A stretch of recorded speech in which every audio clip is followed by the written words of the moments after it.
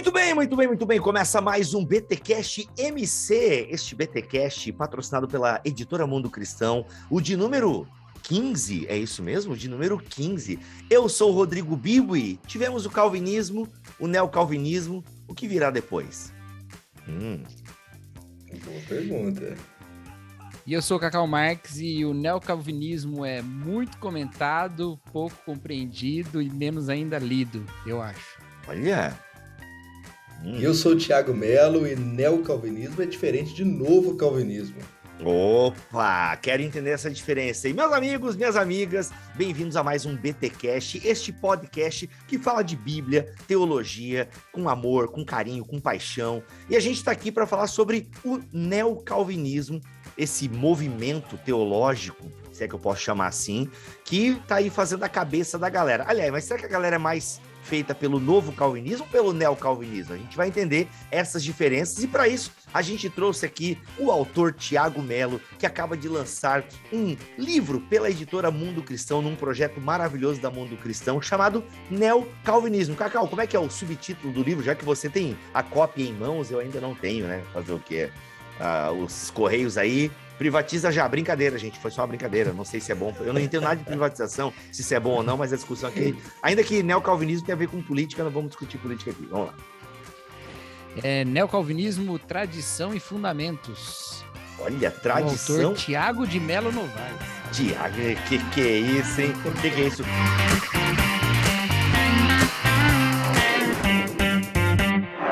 Thiago, é o primeiro livro que você está lançando? Eu espero que outros surjam, mas esse é o primeiro, meu projeto inicial aí. Muito bom. Gente, inclusive para falar em projeto, esse é um projeto da editora Mundo Cristão, Curadoria Sementes, que é justamente lançar novos autores, desengavetar projetos e tudo com preço muito acessível. Acho muito legal esse movimento que as editoras estão fazendo, tá? Como diz a Jaque aqui, a Curadoria Sementes é um espaço para livros que trazem textos breves. Olha aí, muita pegada do Bibotalk, hein? Textos breves e impactantes e que estimulam o leitor e a leitora a refletirem sobre temas necessários para a Igreja de Cristo. Então, é aquela ideia, gente. Preço acessível. E hoje em dia, se falando em preço acessível, é algo muito legal, porque tudo subiu, o preço do papel... Você acha que é só a sua margarina no mercado que subiu? Não, o preço do papel subiu pra caramba. Você sentiu que o preço do papel higiênico subiu? Então, o preço do papel de livro também subiu, tá? Então, assim, gente, além do livro do Thiago sobre neocalvinismo, que é o que a gente vai falar hoje, gente, esse tema aí fica aqui, porque você não sabe o que é neocalvinismo. Nem eu sei, então talvez você também não saiba, tá? Tem um sobre amizade. Aliás, olha só que legal, a gente tá gravando esse podcast no Dia do Amigo. Parabéns, Cacau, te considero um amigo.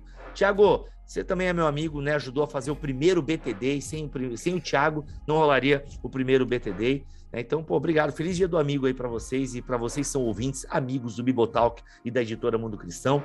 Tem o Doídos... Gente, como é que é aqui? Doidos. Doidos. É doidos mesmo? Vamos lá. É. Tem aqui, então, tem o livro de amizade do Thiago Abdala, tem o Doídos por Discernimento. Doidos! Ô, caramba. Ai, gente, deixa, editor, deixa essa parte aí, deixa pra internet ver que até mesmo Cacau Marx se irrita, tá bom? Não, Vamos lá. Doidos por Discernimento, do Tiago Cavaco, e o outro, o Protagonismo da Bíblia, do Stephen Kirchner. Caramba, pra quem não sabe, Tiago Cavaco, né, acho que a galera meio que já conhece, grande cantor cristão e poeta e teólogo e pastor batista português, e tem o Stephen Kirchner, que pra quem não sabe é o cara que escreveu a Bíblia no Brasil. Tá bom? Para quem não conhece Stephen Kirchner, se você lê a Bíblia, provavelmente tem a mão do Stephen Kirchner aí, falando sobre o protagonismo da Bíblia, tá? Então, gente, é isso, tá? É isso.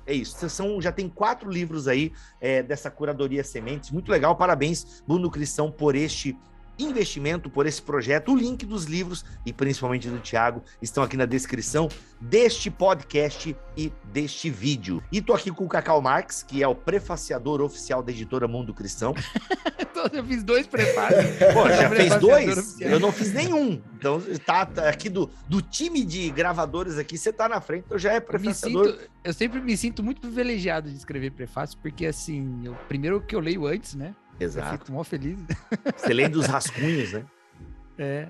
Você vê o quanto o cara E aí escreve o cara mal escreve... porque não passou por revisão ainda. Não, não, e tem outra coisa. O cara escreve, sei lá, 90 páginas, né? Eu escrevo 3, né? E o meu nome aparece, o meu texto vem antes do dele, né? Olha aí. Então... Não, mas muito bom o seu prefácio do livro do Melhoranza. Muito bom o seu prefácio do livro do Melhoranza, tá? Deus não é o seu ídolo, um outro lançamento da Mundo Cristão também, que você encontra, inclusive, uma entrevista exclusiva que eu fiz com o Milho lá no nosso canal no YouTube. Mas vamos lá, Tiagão, neocalvinismo, cara, a primeira pergunta que eu vou te fazer é justamente a tua entrada, tá? E eu acho que respondendo a tua entrada, tu já consegue fazer algumas definições, porque tu falaste em novo calvinismo. Ué, mas neocalvinismo não é novo calvinismo? Estou confuso aí, me ajude a entender essas distinções. Cara, então, exatamente, é diferente, porque o novo calvinismo é basicamente isso que a gente tem visto aí, um novo movimento que tem se criado em torno da teologia clássica calvinista, principalmente com relação com as questões da soteriologia, né, as questões da salvação. Então, essa parada do crescimento, de falar de predestinação, doutrinas da graça, pessoas como John Piper, etc., eles representam essa ala, né, nova cristã que tem surgido, que não é só de reformados de denominações calvinistas, mas, por exemplo, denominações independentes, batistas, calvinistas, etc., também são considerados dentro desse grupo aí que seria o novo calvinismo. Agora, neocalvinismo, apesar da palavra neo significar novo, né? A palavra neocalvinismo, grafada desse jeito aí, tem relação com uma tradição teológica. Eu chamo no livro de tradição e não de movimento, porque, para mim, na minha perspectiva, deixou de ser um movimento quando ela se torna uma tradição adotada por outros pensadores, além dos primeiros, né? Além dos principais, nós vamos falar aqui. E até hoje, né, espalhada por todo mundo, com diversas correntes também, dentro da filosofia, sociologia, política, etc. Então, essa tradição, ela nasce na Holanda e é marcada por alguns conceitos chaves. Aquilo que está fora destes conceitos chaves não podem ser necessariamente considerados partes do neocalvinismo. Por isso que é necessária essa distinção aí, que talvez ajuda o pessoal a esclarecer as duas coisas. Tá, então tá. Entendi. Novo calvinismo e neocalvinismo. O neocalvinismo, então, é uma tradição holandesa que surge entre calvinistas holandeses, certo? E tem características muito próprias.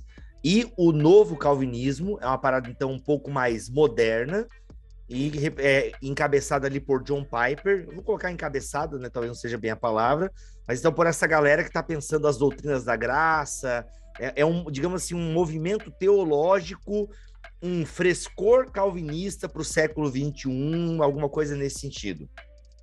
Sim, claro, perfeitamente.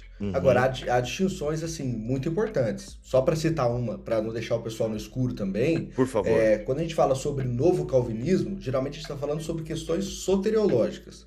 Agora, quando a gente está falando sobre o neocalvinismo, nós estamos falando de uma tentativa de integrar a fé calvinista, holandesa principalmente, né, de origem holandesa, com os outros aspectos da vida, seja políticos, sociais, econômicos, etc. Então tem uma relação aí de integração.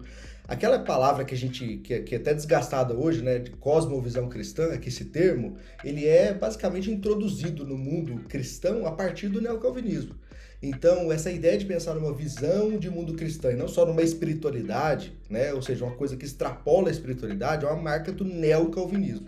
Enquanto o novo calvinismo, ele mantém esse aspecto mais teológico da salvação, né, que é muito comum de denominações calvinistas. Agora, Tiago, o neocalvinismo acaba, de alguma forma, entrando no novo calvinismo, porque essa ideia de cosmovisão cristã está muito ligada, né, aos calvinistas. A gente, que assim, pessoal, para a galera entender, uma coisa que eu, como arminiano, recebo muito essa pergunta. Bibo, um comentário bíblico arminiano. Bibo, um comentário de cosmovisão cristã arminiana. Gente, diferente do calvinismo, o arminianismo, sim, está restrito à soteriologia. Tá? O arminianismo não é um sistema teológico amplo como o calvinismo é. Tá? Ele é diferente. O calvinismo realmente é um pouco mais completo, porque ele é mais amplo. O arminianismo está muito restrito à soteriologia, beleza? Então, só para vocês entenderem. Agora, por que eu estou falando isso? Porque o calvinismo, ele fala de cosmovisão cristã, né? A gente tem autores calvinistas, até brasileiros, escrevendo tratados sobre cosmovisão cristã.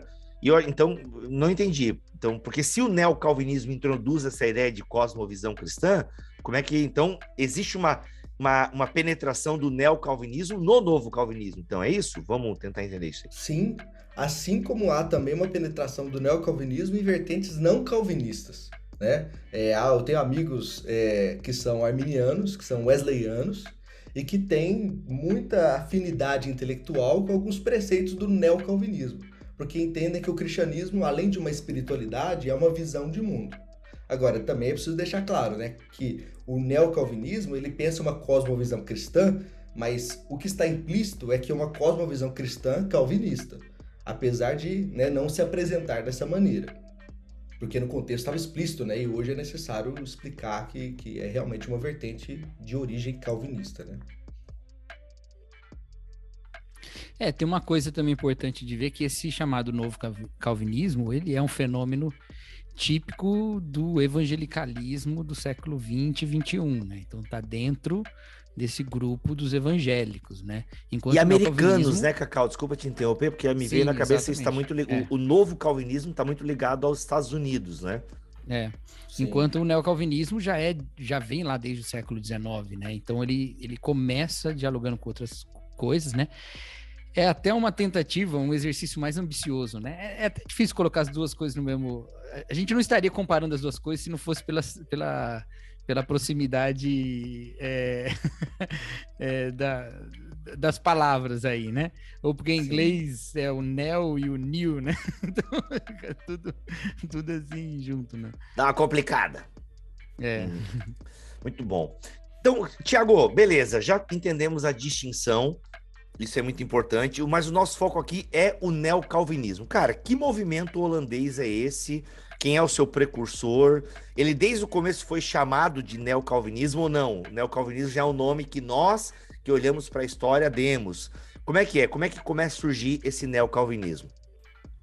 Boa. Então, o neocalvinismo, como eu disse anteriormente, ele é um movimento que depois se torna uma tradição, mas que se inicia na Holanda. Isso aqui é muito importante dizer, porque já que nós estamos falando aqui de um livro, né, que tem como objetivo introduzir uma tradição, a gente pode cair na tentação de introduzir essa tradição como se fosse o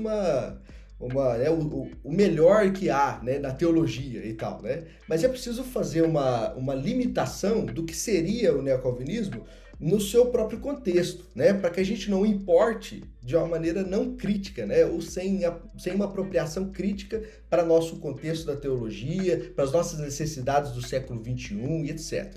Mas, em poucas palavras, o neocalvinismo ele nasce principalmente com um cara chamado Abraham Kuyper, que tem um BTcast aqui já sobre ele, não é isso? Exatamente, BTcast de número 359, a gente fala sobre Abraham Kuyper com Pedro Dutti, olha, um kuiperiano, em quem não há dolo. Exato, sim, o Pedro Dutti, acredito que se considera um neocalvinista aqui do Brasil, né, e fez uma ótima biografia do Kuyper na introdução do livro... Questão da Pobreza, né? Isso, a Questão da Pobreza. Cara, na verdade, esse livro, A Questão da Pobreza, o problema da pobreza, o problema da pobreza, ele é maior do que o livro, a introdução do Pedro Dutti. Exato, eu ia fazer esse comentário agora. O Pedro, ele fez questão de escrever uma introdução que é maior do que todo o livro, junto com o prefácio, que também não é o que ele escreve, né? Então é muito engraçado isso, mas é muito boa, ele faz uma biografia muito interessante do Kuyper nesse livro, para quem quiser, né, aprender um pouquinho. Só que não é só o Kuyper. O Kuyper, ele é um precursor.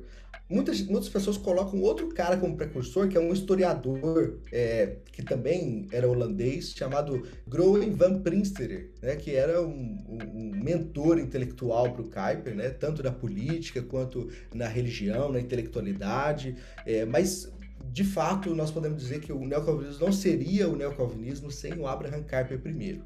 Mas outros autores, inclusive que são bastante difundidos na nosso mundo evangelical do Brasil, são neocalvinistas, a gente não sabe. Por exemplo, o Herman Bavinck, né?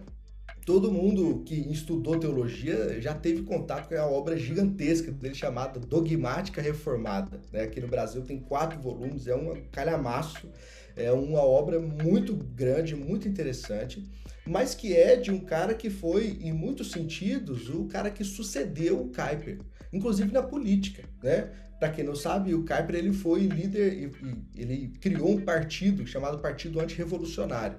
E o Bavinck, em um momento que o Kuyper precisou se ausentar por questões de política mesmo, né, se ausentar do cargo de diretor do partido, quem assumiu foi o Bavinck, né? Então o Bavinck também teve uma vida pública, uma vida política. E o Bavinck também é um desses autores que fizeram parte desse início, da primeira geração, se a gente pode dizer assim, do neocalvinismo. E em seguida existe também o filósofo do direito chamado Hermann Doivert. Esse cara foi uma segunda geração do neocalvinismo, que teve alguns rompimentos com o neocalvinismo dos seus precursores, mas que manteve em muito os principais conceitos, desenvolveu filosoficamente aquilo que tinha uma intuição teológica, sabe? Ou seja, ele fez uma filosofia da teologia do Kuyper e do Bavinck. Então, ele teve esse papel também, que eu considero que seja o papel de precursor, junto com o Kuyper e com o Bavinck. Então, esses 3 nomes aí são os principais nomes que formam os conceitos mais singulares dessa tradição. E que conceitos são esses? Cacau, quer falar alguma coisa sobre isso ou a gente pode ir para esses conceitos? Vamos para os conceitos. Vamos, os conceitos. Porque eu quero entender isso, né? O que é? Não eram calvinistas normais, vivendo lá na Holanda, enfim? Por que surge essa alcunha aí de neocalvinismo? E até como eu perguntei para ti, a galera já se nomeava assim, de neocalvinismo? Ou não? Isso foram historiadores que deram esse termo, né? Por exemplo, eu não vejo o pessoal do neopentecostalismo, oi, somos neopentecostais, né? É a gente que atribui a eles esse título, né? Os historiadores e sociólogos, enfim. Então, explica essa para mim, Tiagão, se era um termo que eles utilizavam e se não era, o porquê foi utilizado esse termo, o que tem de novo? Essa é a pergunta, o que tem de novo aí nesse calvinismo holandês? Tá, então indo para o conteúdo, e aqui eu gostaria depois que o Cacau falasse um pouco também, porque eu tive essa honra de ter o Cacau prefaciando esse livreto, né? Fiquei muito feliz, o Cacau é um amigo muito querido e eu admiro ele muito, então eu gostaria de ouvir ele também falando sobre isso, porque é uma percepção diferente da minha, né? Mas até onde eu entendo, o neocalvinismo, ele chama neocalvinismo, inclusive essa questão da terminologia eu procurei, né? Para quem não sabe, esse livro aqui, ele é uma parte da minha dissertação do mestrado. Então eu estudei essa tradição aqui na minha pesquisa de mestrado, que se tornou minha dissertação, e um dos capítulos da dissertação foi adaptado, né, para o conteúdo dessa introdução aqui, né? Então, nas minhas pesquisas, eu cheguei a procurar um pouquinho sobre por que chama neocalvinismo, de quem que deu esse nome, exatamente como você perguntou, Bibo, mas essa questão é meio confusa, né? É muito provável que deram esse nome para esse movimento, mas esse nome já estava presente em alguns autores, como o Doivert, por exemplo, né? Já existem indícios de que esse nome já existia na época em que ele circulava. Imagino que não junto com Kuyper e Bavinck, né? Mas uma coisa importante aqui, por que esse movimento é diferente, distinto de outros calvinismos, né? E por que é neocalvinismo? A pergunta é muito boa, por que ele tem de novo? A gente pode dizer que o neocalvinismo é uma resposta calvinista aos movimentos da modernidade. Quais movimentos são esses? A gente pode citar 2 aqui. Primeiro, a Revolução Francesa. E o segundo, o Iluminismo. É claro que em cronologia, né, a gente pensaria no Iluminismo primeiro, né, e depois na Revolução Francesa. Mas o Iluminismo, basicamente, ele institui um tipo de crítica a qualquer pensamento religioso que necessite de uma explicação metafísica para a vida, para a realidade, para o mundo. O Iluminismo, ele supõe que existe uma maioridade humana a ser alcançada. Em outras palavras, a gente tem que crescer um pouquinho, né? A gente tem que crescer em racionalidade, crescer em pensamento. Como dizia o Kant, ele ficou conhecido por uma frase em latim, sapere aude, né? Ouse saber. E o que significa isso? É tipo assim, ouse saber, cresça em intelectualidade, você não precisa ficar naquela minoridade da humanidade, que é dominado pela religião, a idade das trevas, né? Inclusive a gente chama a Idade Média de Idade das Trevas justamente em oposição ao Iluminismo, que é a Era das Luzes. é onde se sabe, é onde se conhece, é onde se entende a mais da humanidade a partir das ciências, do conhecimento, das revoluções que surgiram ali a partir do iluminismo. Então isso não é só a questão das ideias, não é só do campo das ideias, isso também é do campo da percepção da realidade. Então isso não muda somente como as pessoas pensam, mas muda como as pessoas percebem o mundo e agem em resposta a isso. Então, é muito conhecido, por exemplo, nos estudos das ciências humanas, o termo secularismo ou secularização. A secularização ela é um tipo de interpretação desse advento da modernidade que entende que a religião de alguma forma foi prejudicada, ou ela se enfraqueceu a força e o lugar que ela tinha na sociedade, porque se chegou ao conhecimento. Vou dar um exemplo simples aqui, ó. Vamos pensar assim, por que acontece terremoto? São os deuses, né? São as forças mágicas da natureza que estão colocando juízo sobre o ser humano, ou é uma questão de placas tectônicas? Quando se descobre que são placas tectônicas, toda aquela mágica, todo aquele encanto, eu usei encanto aqui pensando no Max Weber, quem leu na escola ou leu na faculdade vai lembrar, né? Pensando no mundo desencantado. Não, gente, a galera não vai lembrar, pessoal. Para com essa mania de professor, só vocês lembram que são professor. A gente não lembra de nada, tá? Então, obrigado por explicar, porque falou encanto, eu já tava com encanto com a Disney na cabeça. Explica de novo aí, qual que é do Max Weber? We don't talk about Bruno. Aí, ó, a gente não fala do Bruno aqui, mas vamos falar do Weber. Como é que é? Não, mas vamos colocar aqui um detalhe importante, que Encanto da Disney é muito melhor do que ler Weber, né? Então... concordo. Você fez uma ótima lembrança. Se você tivesse lembrado de Weber, ia ser pior, né? Então... Mas para aqueles que lembram de Weber, né? Ele pensa no mundo desencantado, mundo que perdeu o encanto, porque foi dominado por um racionalismo protestante. E tem tudo a ver com o calvinismo, né? Porque o calvinismo, até hoje, é um movimento muito racionalista, né? Pensa tudo em termos da razão, em processos, racionais da humanidade. Então, aquela coisa encantada dos católicos, um mundo encantado por forças mágicas, forças transcendentes, foi substituída por um racionalismo, por uma racionalidade que agora movimenta o mundo e as ciências, o conhecimento. Então, para que nós precisamos de religião? Não é? Para que a gente precisa de forças mágicas para explicar o que a gente sabe por meio da ciência?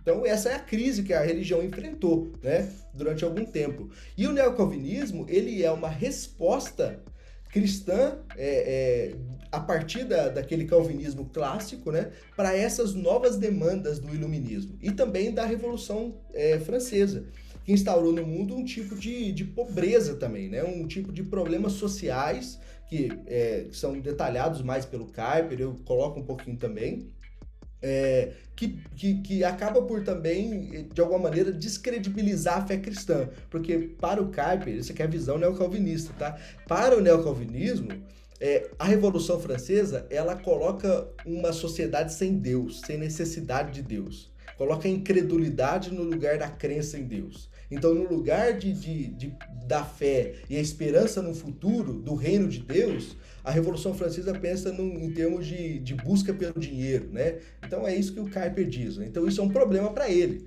porque isso está em consonância com o modernismo. O que é o modernismo? Uma visão de mundo sem Deus, em que o ser humano é autônomo. O ser humano não necessita de Deus para nenhuma das suas operações da vida ou para entendimento do mundo e etc. Então a religião fica restrita àquela coisa da espiritualidade. Vou orar, vou na igreja, né? Vou orar antes de dormir, vou no culto no domingo, etc. E o neocalvinismo tenta pensar numa reintegração da fé cristã como um todo, com a vida mais complexa e mais que existe menos credibilidade da religião, né, para esse momento que eles estão vivendo ali na Holanda do século XIX, século XX. Então, mais ou menos isso que o neocalvinismo tenta propor, né, como tradição ali. Tem um lance, né, de querer pegar um aspecto muito central, ou pelo menos muito destacado da teologia calvinista, né, que é esse atributo divino da soberania, né, e refletir a partir dele em todas as instâncias da vida, né? Porque isso faz todo sentido com essa ideia que você falou do iluminismo, essa ideia do Kant, do iluminismo ser uma espécie de maioridade do ser humano, né? Uma autonomia e tal.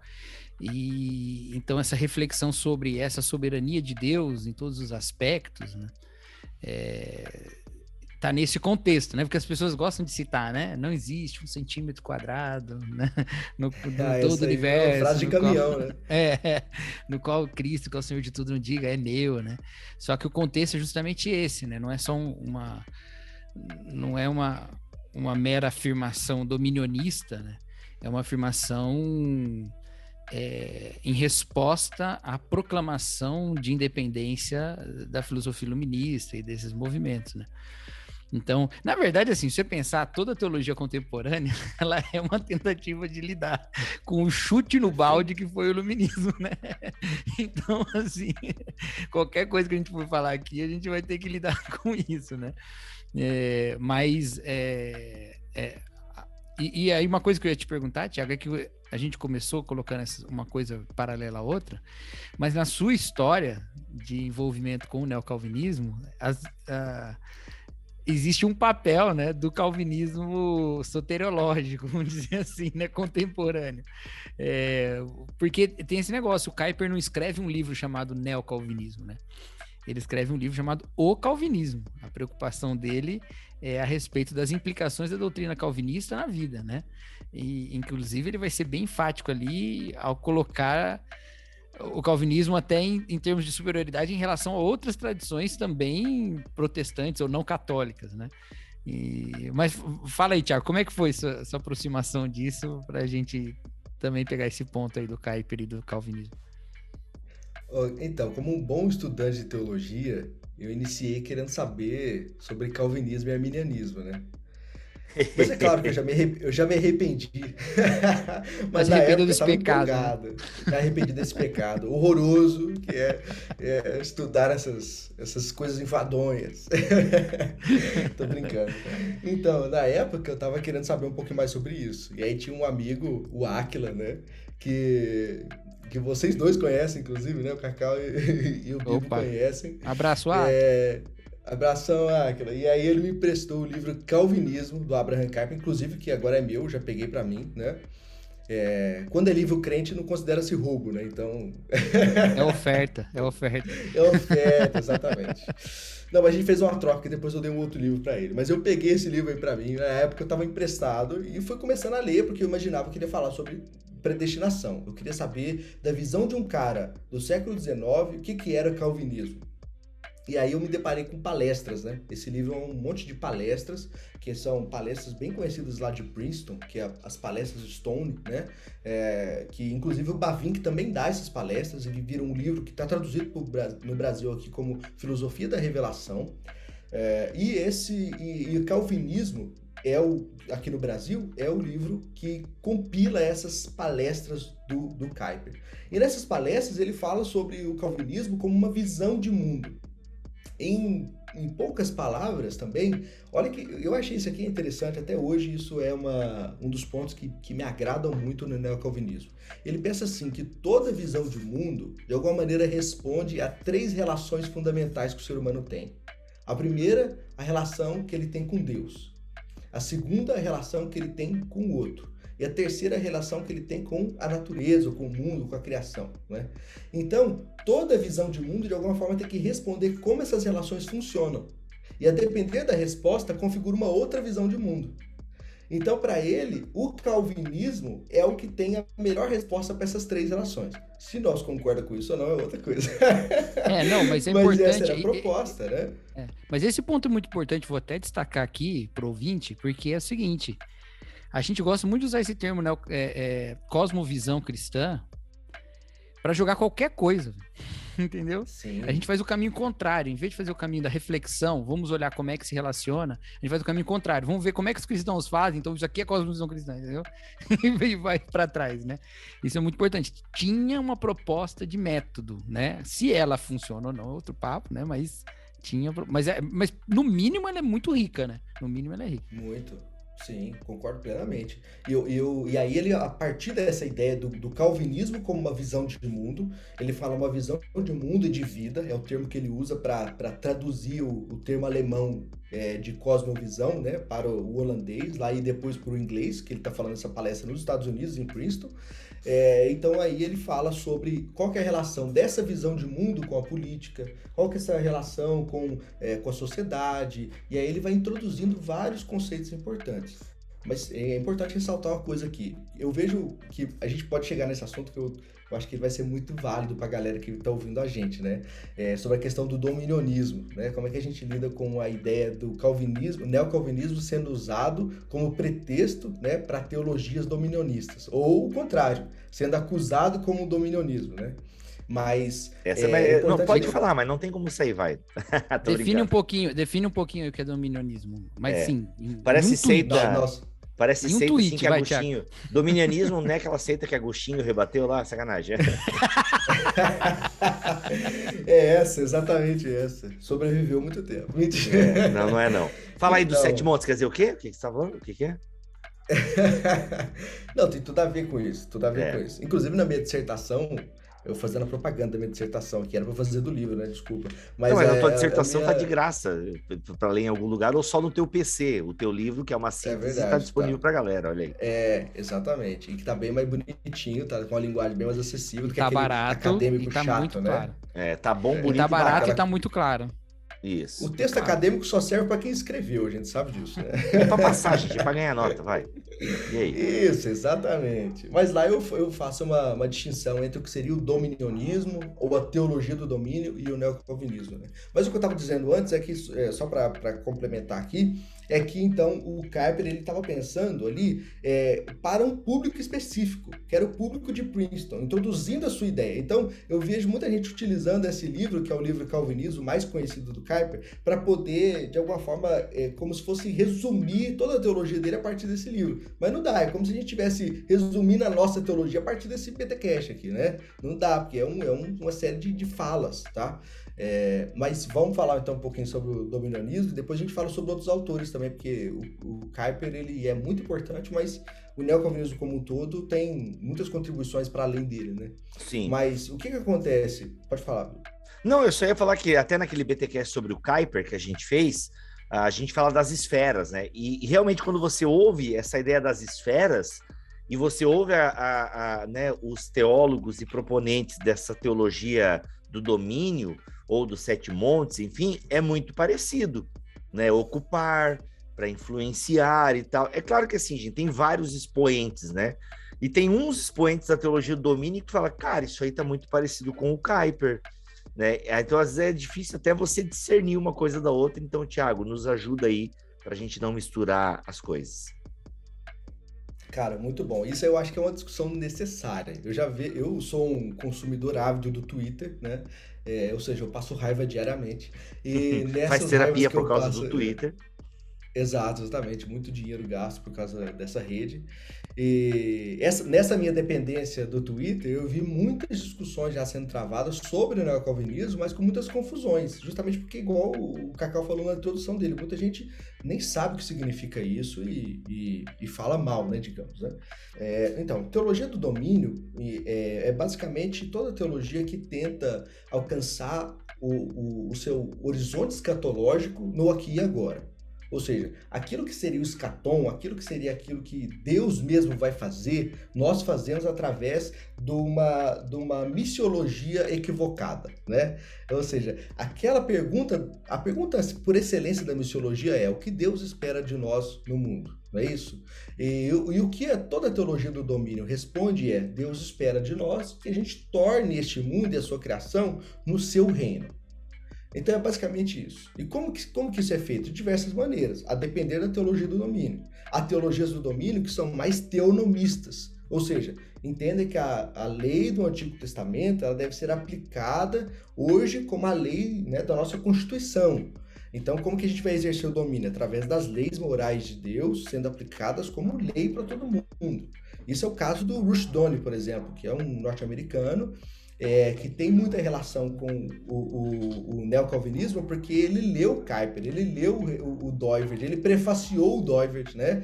Aqui no Brasil nós temos algumas obras traduzidas dele e tudo mais, mas que ele tem essa veia teonomista, ou seja, acredita que nós vamos, de alguma forma, dominar a sociedade, as nações, por meio da instauração da lei de Deus nos códigos penais, etc. Existem outras formas, por exemplo, a teologia dos 7 montes é aquela teologia que pensa que nós vamos ocupar por cargos de influência as esferas mais importantes da sociedade. Aí tem a família, o governo, a mídia, artes, etc. Né? Então, essa é a ideia. Agora, como que isso se relaciona com o neocalvinismo? Primeiro, o neocalvinismo é anterior, então falar de uma teologia do domínio no neocalvinismo é uma contradição de termos, é um anacronismo, né? Mas, para além disso, o neocalvinismo também não supõe que o imperativo seja dominar. Esse é o ponto, né? Porque o que o Kuyper faz? O que é as esferas da soberania do Kuyper? É uma leitura cristã da sociedade, não um imperativo missiológico. Entendeu? Então, uma coisa é entendermos como a sociedade funciona. Peraí, volta em câmera lenta essa tua frase aí, que eu acho que ela é bem central. Como é que é? Imperativo, não é? E domínio, influência e não sei o que, missional, o que é? Ó, o que o Kuyper propõe é uma leitura cristã da sociedade. Como que a sociedade funciona? Ela funciona através de suas esferas autônomas. A igreja não pode ser o Estado, o mercado não pode ser a igreja, a família não pode ser a economia, por aí vai. Ou seja, cada esfera tem a sua própria autonomia. Essa autonomia é dada por Deus, né? Por isso que ela é uma esfera soberana. Ela deriva sua autonomia e sua autoridade de Deus. Outra coisa é dizer que o imperativo missiológico cristão, ou seja, o que fazer aqui nesse mundo, o que Deus espera de nós nesse mundo, seja dominar essas esferas. São duas coisas diferentes. Porque o Kuyper está propondo somente uma leitura cristã da sociedade, como se fosse uma teoria social cristã. Entendeu? Mas com qual objetivo?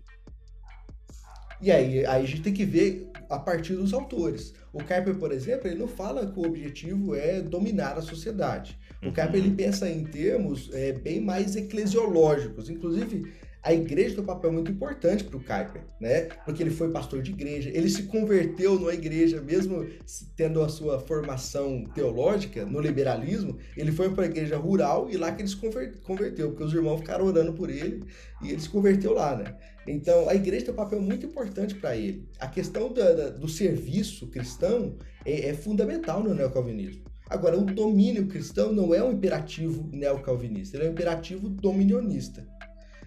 Uma coisa, então, é qual é a leitura cristã da sociedade. Outra coisa é o que nós vamos fazer com a sociedade, qual é o nosso papel na sociedade, né?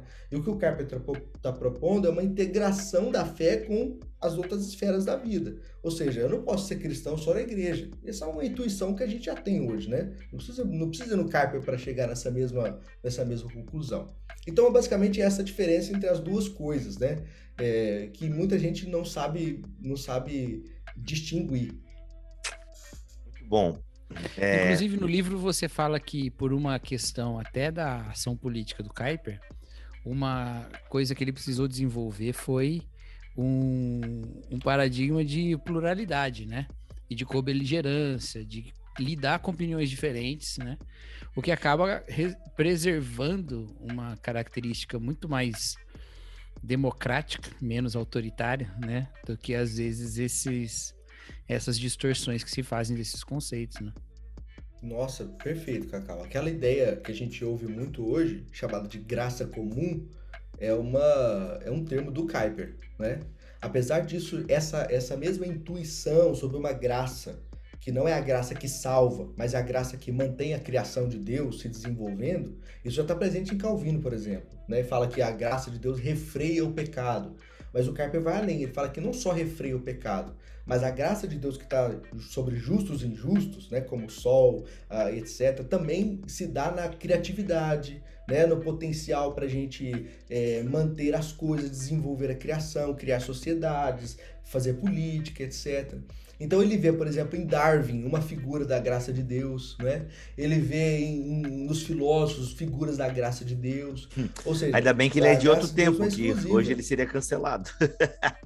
Ah, não. Ele seria cancelado por muitas coisas, a começar pelo seu não conservadorismo, né? Isso é uma coisa fundamental.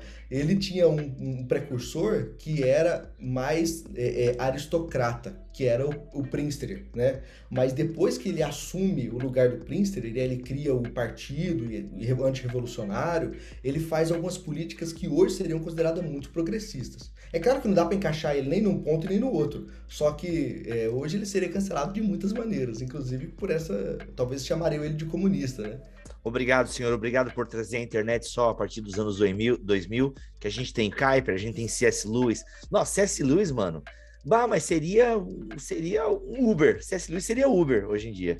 Uber, no mínimo. Seria. Ia contar as histórias dele andando de Uber. Gente, não estou menosprezando a profissão Uber, tá bom? Mas, como é sabido de todos, é uma profissão que muitos recorrem quando a coisa aperta e tal, e né, põe o seu carro no aplicativo e começa a pagar as contas e tal. O Lewis seria Uber, sem sombra de dúvida, porque a internet mataria, o povo evangélico mataria a carreira e a reputação de C.S. Lewis. Obrigado, senhor, pela internet ser um problema só nosso e não dos grandes autores que admiramos. E o que o Cacau falou é muito interessante, porque o Kuyper, ele tem uma vida pública, ele era um político, foi primeiro-ministro da Holanda, que é o cargo mais importante, né, de um político naquele contexto.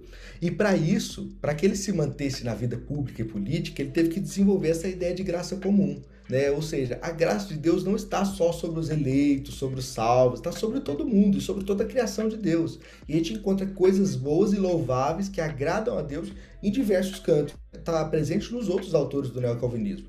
Graça comum, inclusive, é um dos conceitos centrais do neocalvinismo. Porque, de alguma forma, ele tem um papel meio conciliador, né, para a tradição. Por que conciliador? Deixa eu explicar isso, junto disso um outro conceito aqui que é fundamental também para essa tradição, que é o conceito de antítese espiritual. A graça comum é conciliadora no neocalvinismo porque o calvinismo como um todo é bastante conhecido por dizer que há pessoas que são eleitas e pessoas não eleitas. E além de pessoas eleitas e não eleitas, tem os regenerados e os não regenerados. Assim como a gente que é evangélico acredita, pessoas que nasceram de novo e pessoas que não nasceram de novo, não é? Então, isso institui uma divisão na humanidade. Existem os crentes, existem os não crentes. Não significa que uns são piores, outros não, né? É só questão de divisão mesmo, que por lógica é instaurada aqui. E como que a graça comum é um conceito conciliador? Porque, de alguma forma, ela fala assim que não é porque as pessoas não são salvas que elas não são alvo da graça de Deus. Né? E outra, não é nem uma questão de eleição, porque não tem como saber quem é eleito e quem não é. O neocalvinismo também afirma essa proposição. Né? Então a questão é que todos estão debaixo da graça de Deus, de forma que Deus ele faz com que a gente tenha diversos potenciais para desenvolver a sua criação e dar glória a Ele, mesmo que não seja nos nossos meios formais religiosos. Isso é muito interessante, porque de alguma forma dá um diálogo para nós, para com outras religiões, outras visões de mundo e etc. Né? E claro que isso não é para fazer concessões, não. É só para dar um diálogo mesmo. Isso foi importante para o Kuyper, para o Bavinck e também para o Doivert, porque são os três autores, e os autores contemporâneos também, são autores que se utilizam muito dessa ideia de graça comum. Né? Ou seja, isso é mais um pluralismo do que um exclusivismo. Se a gente pudesse colocar em conceitos políticos, né? Ou seja, tem mais a ideia de que Deus ele dá para nós condições de viver harmoniosamente com todas as visões de mundo do que queira eliminar todas as diferenças em prol de uma civilização cristã. Mais ou menos isso. Uhum. Então, para o Kuyper e para a tradição neocalvinista, já se dentro dos debates contemporâneos há um espaço, não é, para essas divergências, né? Isso já distingue bastante de alguns caminhos que se tomam em nome deles, né? Às vezes, assim, meio impositivo. Olha, né? esse cacau, olha esse cacau. Tá achando que Mas, cacau assim, é amargo também, gente? Não, É tô meio Tô amargo. brincando, cara. É meio amargo. tranquilo. Aliás, Mas, saudades, assim, hein? Saudades. Mas como que isso foi se desenvolvendo, Thiago, a partir dos outros, ou através dos outros autores, né? Porque hoje a gente vê gente que vai remontar a essa tradição holandesa para fazer certas afirmações bem enfáticas e com pouco espaço, né? Dentro e de algumas atuações também de dominionismo, vamos dizer assim, né? Enquanto a gente tem outros que vão remontar a mesma tradição, mas justamente para propor ações voltadas para conceitos como o bem comum, por exemplo, né? Muito mais preocupados com o fim pacífico e próspero da sociedade do que com a imposição de um conceito de justiça muito particular da igreja, né? Ou um conceito de moral muito particular da igreja. Como que isso foi se bifurcando dessa maneira, né? Porque eu só falei de 2 pontos, né? Mas tem centenas de visões diferentes, né? Não, é isso mesmo. Mas isso não acontece só com o Kuyper, acontece com os outros autores do neocalvinismo também, mas como o Kuyper ele tem um papel central nessa tradição, ele foi pintado de várias caras, né? Ele tem muitas faces. Mas a gente pode citar um exemplo bem conhecido aqui no Brasil, por exemplo, o James Smith, né? James K.A. Smith. Ele é um devedor do neocalvinismo. Em alguns momentos ele se afirma neocalvinista, em outros momentos ele afirma que o neocalvinismo foi uma das tradições que influenciaram ele junto, né, com a radical ortodoxia e com o agostinianismo e tal. Mas ele olha para a tradição neocalvinista como uma tradição de possibilidade de pluralismo para o bem comum. Ele fala assim que o neocalvinismo é pluralista antes do pluralismo existir. Essa é uma frase exatamente dele. Olha que interessante, né? É isso aí. Então, isso é muito massa, porque de alguma forma a gente vê uma forma de olhar para o neocalvinismo que vai totalmente ao oposto do que a gente tem visto, né? Que foi apropriada aí pelo pessoal, algumas pessoas, é claro. Então, é possível olhar para o neocalvinismo como uma tradição que propicia pluralismo. Como isso funciona? Vou explicar bem rapidinho aqui, ó. Primeiro, pensando em termos de esferas de soberania, o que é a esfera de soberania? Como eu expliquei, não é um plano para dominar a sociedade. A esfera de soberania é simplesmente uma proto-teoria social cristã. Ou seja, é uma forma de olhar para a sociedade a partir do cristianismo, olhando para cada esfera a partir da sua própria natureza, sem a intervenção de outras, né? Aí, claro que alguém vai falar assim, mas então quer dizer que isso aí é neoliberal na economia, porque o Estado não pode intervir na economia. Não, não é isso. Inclusive o Kuyper fala que o Estado ele tem que intervir na economia para oferecer bens necessários para a vida. Isso é uma coisa bem revolucionária, se for ver pelo seu contexto, né? Ele propõe direitos trabalhistas quando não existia direitos trabalhistas na Holanda. Comunista! Então isso aqui é uma coisa fundamental. É um comunista. Comunistinha, muita gente olharia ele para um comunista. Com Mas certeza, muita gente olharia uma visão dessa forma. dele, é dele aquela ideia do Estado suficiente, não?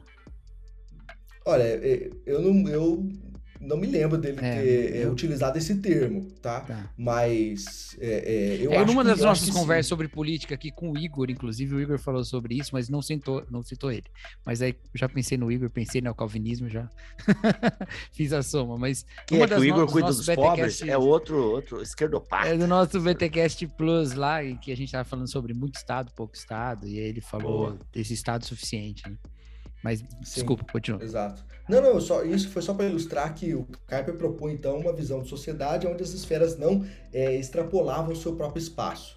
Mas beleza, isso então quer dizer que é uma visão do pluralismo das estruturas da sociedade. Ou seja, cada parte da sociedade deve ter sua própria atuação sem intervir uma na outra. Isso é um tipo de pluralismo, ou seja, existe uma pluriformidade das instâncias da sociedade. Mas, por outro lado, há uma outra pluralidade que não pode se escapar, que é a pluralidade de visões de mundo. não é só as esferas da sociedade que são plurais, são as visões de mundos que os indivíduos carregam que também são plurais. Como lidar com isso? E aí, os contemporâneos do neocalvinismo falam que existe um pluralismo de princípios. Esse é um dos termos utilizados por Jonathan Chaplin, por exemplo, que é um neocalvinista contemporâneo. E ele fala assim que o neocalvinismo, através da ideia de graça comum, nos dá o suficiente para dizer que o que Deus espera de nós não é dominar a sociedade, mas é utilizar o modelo de Jesus para compreender a ação cristã no mundo. O modelo de Jesus, ele não é do convencimento no sentido de domínio, né, da coerção, é na liberdade de escolha. Isso é até esquisito para pensar o calvinismo, né, como um todo, né? Mas é uma forma que o Chaplin ele desenvolve a ideia dele. Né? E ele tá certíssimo. Eu não tô brincando. Tá certíssimo. Eu também acho que ele tá certo. Mas ele pensa isso, é o modelo de Jesus. Ou seja, nós não vemos Jesus tentando fazer, né, uma conversão coercitiva nas pessoas. A gente não vê Jesus fazendo isso. A gente não vê Jesus instaurando governamentalmente, né, as leis de Deus. A gente não vê Jesus tentando fazer de Israel uma força militar cristã contra o mundo. A gente não vê Jesus fazendo isso. Então esse não é o caminho. Por quê? Porque a gente sabe que até Jesus voltar, muitas visões de mundo existirão. E nós precisamos aprender a conviver com isso. Né? Nós não vamos convencer todo mundo a ser crente e o mundo não se tornará todo crente. Esse é um fato. Né? Existe inferno, ou seja, existe gente que não vai para o mesmo lugar do céu. Então existe gente que não está exatamente na mesma direção que o cristão, nesse sentido mais exclusivista da fé cristã. Então, a gente tem que aprender a conviver com isso. Como que a gente vive com isso? Aí se cria essa ideia de pluralismo de princípio. Ou seja, além do pluralismo de estruturas sociais, há um pluralismo de visões de mundo, na qual o papel do cristão é entender e dar espaço porque deseja espaço. Esse é óbvio, né? É a contrapartida. Se eu quero que a minha fé seja respeitada na esfera pública, eu tenho que respeitar qualquer fé. Isso é um desafio enorme para nós, porque a gente quer, né, o nosso espaço, mas não quer o espaço do outro. A gente quer um cristão político, mas a gente não quer um bandista político. Né? A gente quer e por aí vai. A gente quer um conservador. Não, eu não, mas alguns querem um conservador na política. E o conservador tem que dar espaço para o progressista, para o revolucionário, seja quem for. Né? Assim como também tem que haver o espaço do conservador, né? Tem que ter esse diálogo todo. E uma coisa interessante é que o nosso querido, não vou falar ídolo porque é pecado, mas um admirável Miroslav Volf, ele baseia essa ideia do espaço para o outro numa fala de Jesus, né? Ele fala que, com base naquilo que Jesus fala, tudo que quereis que os homens os façam, façam ele primeiro, né? O cristão deve querer que o outro tenha as mesmas liberdades que ele quer para si, né? Isso é muito, muito legal. Bacana, poxa. Ô, gente... Mas o Miroslav Volf não é neocalvinista não, viu? Mas ele é bom, hein? Mas ele é bom. Também. Inclusive, a Mundo Cristão eu conheço 2 livros dele da Mundo Cristão. É Uma Fé Pública, excepcional esse livro. Que é o livro que tem essa citação, inclusive. Exato. E o outro eu não li, que é um mais grossinho, Exclusão que e Abraço. Exclusão e Abraço. Esse, inclusive, é que é melhor ainda. É melhor ainda, cara. Preciso botar na fila aqui. Inclusive, a Mundo Cristão fez uma série de lives, né? O Cacau até participou de um projeto com esse livro aí, que é um livrão que poxa, tá na minha fila aí. Mas uma coisa, assim, talvez as pessoas estejam falando, puxa, mas é muita coisa que tá, né? É muitos assuntos e tal, tocando neocalvinista. O Thiago é um apaixonado pelo tema, né? E sabe muito, a gente já conversou várias vezes sobre esse assunto, né? Mas no livro você tomou um caminho que eu achei que foi muito bom, que é o de trazer a reflexão atrelado à biografia dos autores, né?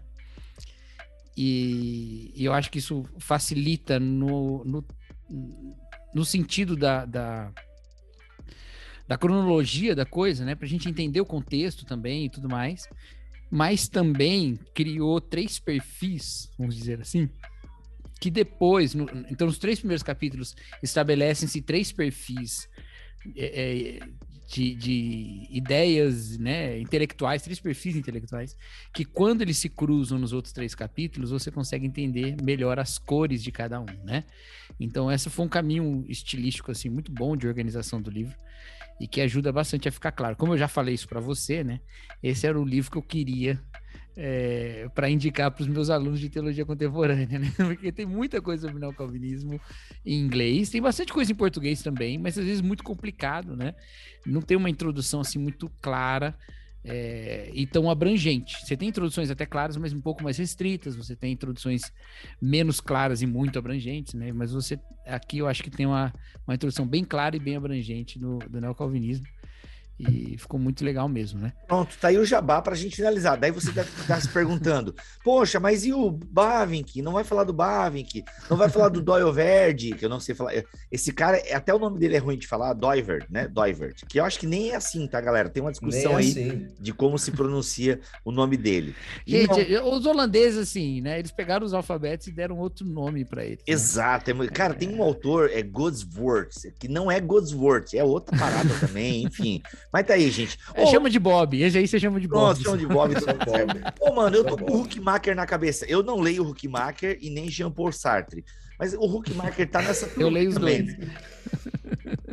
Tá. O Huckmacher, ele era um cara da filosofia da estética, né? Ele é o que vendia miçanga lá na Holanda e tal, né? Ele era o cara das artes, né? Exatamente. O cara das ele artes. vendia. Ele era o caipiriano miçangueiro. Entendi, legal. Então tá, tem o Huckmacher aí também. Ele é herdeiro do Hermann Doiverd, da filosofia do Doiverd. Olha só, legal. Gente, você quer entender um pouquinho mais?